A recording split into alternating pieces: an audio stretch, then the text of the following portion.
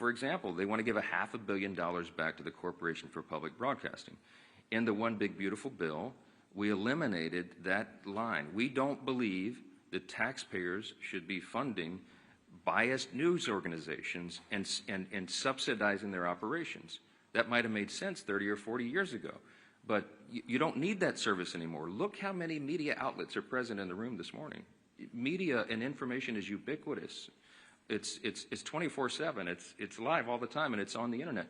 We don't need taxpayers funding that, and they were all left-leaning, biased organizations. We're not doing that again.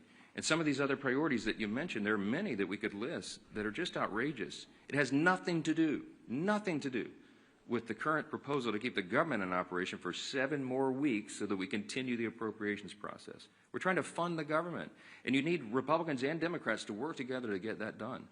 With regard to whether the furloughed civilian employees of the federal government will receive back pay, it is true that in previous shutdowns, many or most of them have been paid for the time that they were furloughed. But there is new legal analysis. I don't know the details. I just saw a headline this morning. I'm not read in on it, and I haven't spoken to the White House about it. But there are some legal analysts who are saying that that may not be appropriate or necessary in terms of the law requiring that back pay be provided. So I'm sure that'll be there will be a lot of discussion about that. But there are legal analysts who think that that is not something that government should do. That, if that is true, that should turn up the urgency and the necessity of the Democrats doing the right thing here. Even more pain, more than I just listed, for more people. So we've got to figure it out. Back row, yes, sir. Speaker, you've spoken repeatedly since the shutdown began about the impact on FEMA, the National Flood Insurance Program. Talk about how you're from a hurricane state. If this is a priority for you, why not bring the House back and vote on a reauthorization for NFIP or for WIC or troops pay or all those things for that matter? Well, there's a lot of issues that we need to address, and we work on flood insurance, the flood insurance program all the time, those of us in hurricane states.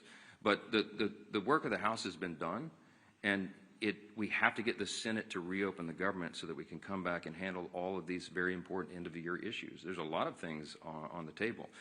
FEMA has sufficient resources right now to do that. We do have to extend the flood insurance program, annually, effectively, to make sure that it's there. But we'll do that. We'll do it in due course. There's a lot of end-of-year issues that are being conflated with this very simple issue of keeping the government open. And that is the first and most immediate priority, and we must use every leverage point we have to force the Democrats to do that. And that's why we're handling the schedule the way we are. Yes, sir. Yeah. Thanks, sir. You've talked about Leader Schumer's record with regards to continuing resolutions. Your record, you've voted against continuing resolutions in the past, including when Speaker McCarthy was the Speaker. How do you explain your stance now versus yours previously? Yeah, different circumstances, different times. When we did CRs in the past, you had leverage points of things that when the Democrats were trying to put their partisan priorities in, we were trying to use whatever leverage we had in the minority to take them out. Very important distinction right now. We did not put in Republican priorities in the clean CR. I could have put some of our priorities or poison pills or things that Democrats had done in the past to us. We didn't. And that's why there's nothing to negotiate right now. People say, why aren't you negotiating? I don't have anything to offer. I can't go to a clean CR and say, let me pull off the Republican priority and make it more palatable for you, because we didn't add that in. It's simply a status quo continuance. One of the things we objected to back then was these were Biden-level policies and spending. I still object to that.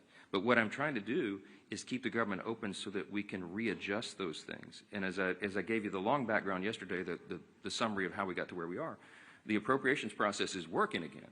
And we're going to be able to reprioritize federal spending, but we have to allow the time for that to continue, and we need 7 more weeks. But every day that they keep the government open, it gives us less time to finish the job. I'm talking about when McCarthy was the Speaker and you guys had a majority in 2023. Yeah, well, we had divided government as well, right? The Democrats were, Chuck Schumer was over here negotiating in the Senate, and that's what's so ironic about it. When we were in the Oval Office, Chuck Schumer looked the president in the eyes and said, I've always been very fair. I've always allowed the Republicans their priorities. And I just looked at him like, oh, what? I'm sitting right here. I was the guy you were negotiating with. I called him at the 11th hour, I remember very vividly, and asked him not to put in a terrible poison pill that was a big Democrat priority that is outrageous to the conservatives. And he said, yeah, I'm sorry, Speaker, can't help you, and literally hung up on me, you know. So now he wants me to be a fair broker. I have been. I gave him much more grace than he ever deserved. Yes, sir. Jake, sorry. As a matter of principle on the back pay, I mean, understanding that there are people who have opinions about everything and analysis about everything, do you believe as a matter of principle that furloughed workers should receive back pay? Yeah, I hope that the furloughed workers receive back pay. Of course, we have some extraordinary Americans who serve the federal government. They serve valiantly, and they work hard, and they serve in these various agencies doing really important work. I can tell you the president believes that as well. He and I have talked about this personally. He doesn't want people to go without pay, and that's why he pleaded with Chuck Schumer to do the right thing and vote to keep the government open. We don't want this to happen. The key point, the important point to remember here is this can stop right now. They'll get another opportunity to change course and open the government. And then we'll have all these policy debates, as we always do. This, again, is a deliberative body. We've got 535 individuals serving here between the Senate and the House. We've got to have the time to do all the deliberation, but you got to have the lights on to do it, and that's the whole point. Yes, sir. Some of your own members have expressed concern about the expiration of the AC tax credits. Marjorie Taylor Greene has been the latest one. There are concerns that when they expire, premiums for millions of Americans would skyrocket. Why not begin negotiations on that issue right now? Because the government is closed, and as I mentioned, that's a December 31 issue. There are lots of conversations and deliberations and discussions right now, even bipartisan amongst members, about necessary changes that would have to be made, pretty dramatic changes, to even have that considered on the floor. But look, I'm not going to forecast the outcome of that. The whole point is you keep the government open, and then we have those discussions. We were always planning to have those discussions in the month of October. That's how the process works. And this is a very complicated issue. It's not a simple one. And you have, as I mentioned, there's probably 400 different ideas on the table of how to modify, change, or improve that if it is indeed going to be extended. And there's lots of concern all the way around. But there's no way that if four of us can go in a room and just snap our fingers and say, oh, here's the solution, let's get it done. We haven't had time to do that. And so we will, but we have to get the lights back on and get everybody here working again in their committees, through their processes, and on the floor in order to have fruitful conversations about that. So we'll hope that we'll do it. Yes, sir.